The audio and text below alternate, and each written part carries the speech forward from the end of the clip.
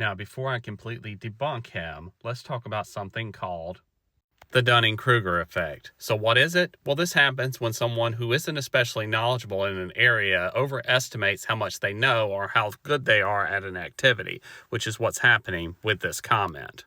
And we see it all the time when randos on the internet try to argue with experts and pretend like they know more about a topic than the person who has spent decades studying that topic. But back to the Heller decision. So first off, the Heller decision, which is called District of Columbia et al. Versus Heller, is 157 pages long. So when you tell me you read it, I don't believe you right out the gate. Because if you had read it, you would find what I'm about to show you. At the bottom of page 55, he says, it may be objected that if weapons that are most useful in military service, M-16 rifles and the like, may be banned, then the Second Amendment right is completely detached from the prefatory clause.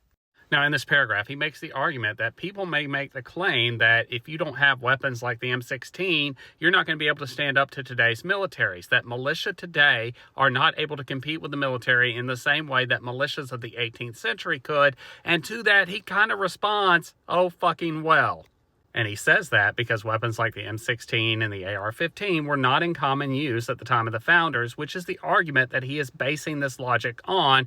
And he lays the groundwork for this idea of common use very early on, where he says that they banned weapons that were not in common use at the time. But at the end of it all, he says handguns were in common use, so you can have one. But all other weapons, the Second Amendment, like every other right, is not unlimited. So there you go. Maybe next time listen to the experts when they're telling you something.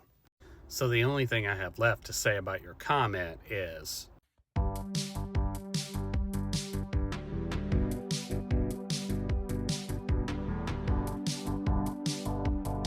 congratulations, that was one of the stupidest things that I've ever seen anybody post on the internet before.